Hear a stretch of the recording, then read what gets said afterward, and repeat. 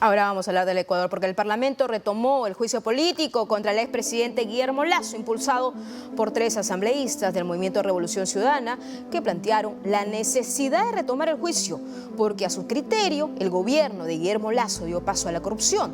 Una vez concluido el debate, el legislativo tendrá 5 días para decidir si censura a Guillermo Lasso por la supuesta corrupción en la estatal Flopec, para lo cual se necesitan 90 votos de los 137 parlamentarios. Más temprano, el expresidente pidió a la Corte Constitucional que hiciera un seguimiento al dictamen en su contra y pidió que los magistrados resuelvan si el titular de la Asamblea, Henry Kronfle, incumplió o no al convocar al Pleno para la continuación del juicio político, aun cuando Guillermo Lasso ya dejó el cargo del presidente. Pero qué mejor que el mismo presidente de la Asamblea Nacional de Ecuador, Henry Kronfle, que nos pueda profundizar y explicar lo que viene pasando ahí.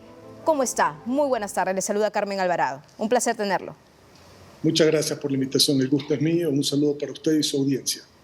¿Cómo entender y explicar a la comunidad internacional, a la comunidad de Latinoamérica, lo que viene ocurriendo en Ecuador, concretamente en el juicio político contra Guillermo Lasso? Recordemos la muerte cruzada, lo que luego desencadenó y lo que ahora también significa 17 meses de gobierno para Daniel Noboa. Bueno, era una convocatoria que estaba hecha previo a la disolución de la Asamblea, que no fue más que tratar de darle la vuelta el presidente Lasso en ese momento para no ser juzgado políticamente por la Asamblea Nacional del Ecuador. Como esa convocatoria estaba hecha desde el mes de mayo, había que continuar con la misma porque eso determina la ley. Y en base a eso, pues hemos 2 días tenido discusiones acerca de este proceso y se ha determinado presentar una resolución en el medio del proceso que realmente habla de la presunta responsabilidad política que tiene el expresidente. Y esas voces de cuestionamiento, ¿qué le tiene que decir, presidente de la Asamblea Nacional del Ecuador? Que es claro que el proceso de juicio político era contundente y que lo que se buscó a través de la muerte cruzada fue desviar su espíritu para lo cual fue creada, que era que si un Congreso no permitía a un presidente de la República gobernar, se iba a elecciones y se disolvía el mismo, se iba a elecciones y el presidente ganaba y se cambiaba el Congreso. Aquí pasó exactamente lo contrario. Regresó el Congreso y el que se fue a su casa fue el presidente de la República. Es decir, el espíritu de la muerte cruzada no se utilizó de la manera correcta y lo que se utilizó fue para tratar de darle la vuelta a una posible interpelación y destitución del presidente. ¿Cuál es la prioridad, le pregunto a usted, como asambleísta y luego como presidente de la Asamblea Nacional de Ecuador, en este tiempo que le queda a Daniel Noboa? Porque es importante, como en todos los países, consensos, alianzas, no solamente en el Parlamento, sino también para poder cumplir las políticas de gobierno en este tan poco tiempo que tiene Daniel Noboa para, en todo caso, tratar de revertir la situación en inseguridad ciudadana y otros temas adicionales. Dar gobernabilidad y resolver los problemas urgentes de la población ecuatoriana. Básicamente, esa tiene que ser la responsabilidad del Parlamento.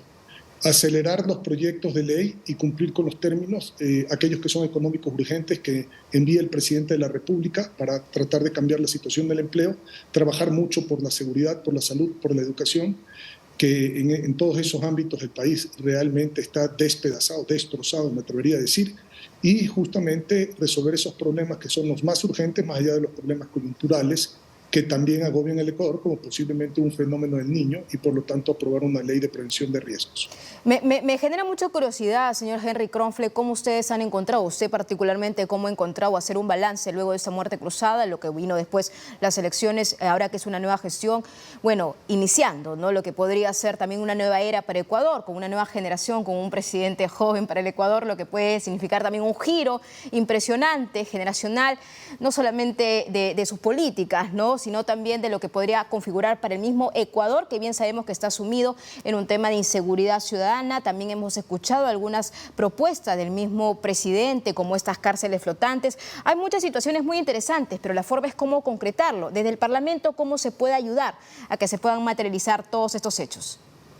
Hay mucho, pero por ejemplo, hablando en materia de inseguridad, el Parlamento tiene que trabajar fuertemente en penas que ni siquiera están en este momento tipificadas, como por ejemplo lo que se denomina aquí en el Ecuador la vacuna, es decir, que un local comercial tenga que pagar para poder tener tranquilidad y poder llevar a cabo el comercio dentro de ese local comercial. Esas cosas no están tipificadas, hay que tipificarlas. Jueces sin rostro, por ejemplo, en materia de justicia, para que no se vea comprometido ningún juez ni amenazado por una sentencia contra un delincuente.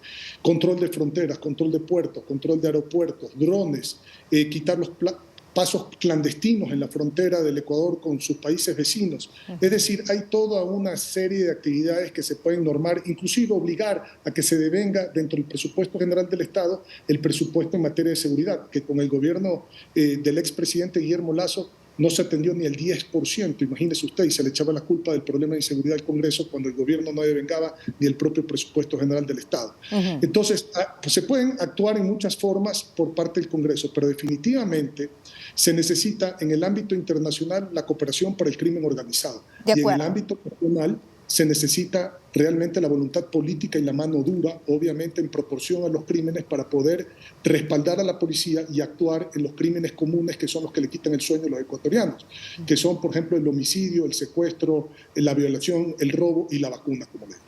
Vacuna que aquí, por cierto, en el Perú llamamos pues estos denominados cupos, ¿no? Que lamentablemente nuestros emprendedores o empresarios están siendo sometidos bajo el yugo también de esta criminalidad transnacional. Usted ha dicho algo importante, ¿no? La colaboración, la cooperación que también deberíamos tener con nuestros países vecinos para reforzar también nuestras fronteras, que es algo importantísimo, y también compartir información de inteligencia para poder identificar a los cabecillas de estas mafias que prácticamente están generando terror en toda Latinoamérica. Yo debo preguntarles, ¿he hecho un balance de la producción legislativa, de lo que se ha dejado? ¿Hay algo que se pueda rescatar en este nuevo periodo? Sí, claro, por supuesto, se tiene que rescatar. No es que haya algo que se pueda rescatar, es un periodo de continuación y no es un borra va de nuevo, es decir, hay que rescatar. Hay casi 600 proyectos presentados en el Congreso, estamos con la unidad técnica legislativa, que es la unidad que ve la parte constitucional de los proyectos de ley, la unidad de seguimiento legislativo que ve las leyes que están, digamos, aprobadas y se están repitiendo en la presentación de estos proyectos y si han realmente tenido una función para el beneficio de los ciudadanos, depurar, compilar, consolidar y esperemos poder llegar antes del final del año a tratar 60, 70 proyectos y no 600, compilarlos en este número. En materia, como le dije, de los ejes principales que son la educación, salud, la generación de empleo y combatir la inseguridad. Si podemos lograr eso, es un gran paso. También hay proyectos que están listos ya para votar. Se acaba de votar la ley de equidad salarial, en donde la mujer y el hombre en el Ecuador tienen que ganar el mismo salario por el mismo puesto que ocupen en materia de trabajo. Había una brecha salarial entre hombres y mujeres del Ecuador del 20%. Ya aprobamos este gran e importante proyecto esta semana. Estamos trabajando para aprobar la próxima semana un tema de seguridad muy importante y un tema de prevención de riesgos, justamente para prepararnos para un posible fenómeno del Niño. Y también tenemos la agenda de fiscalización, que no es menor y que hay que llevarla a cabo porque la ley orgánica de la función legislativa en el Ecuador dice que los proyectos de interpelar, es decir, de juicios políticos a los ministros se tienen que evacuar en el orden que fueron presentados. Heredamos proyectos de interpelación de juicios políticos de estos ministros y hay que evacuarlos en este proyecto y en este proceso legislativo.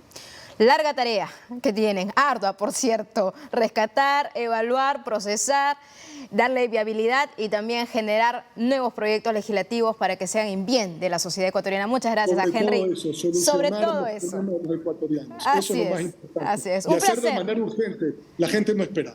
Sí, totalmente de acuerdo. Un placer y que sea todo un éxito esta nueva gestión. Gracias a Henry Kronfle, presidente de la Asamblea Nacional del Ecuador, por estar con DNews. Muy buenas tardes. A usted.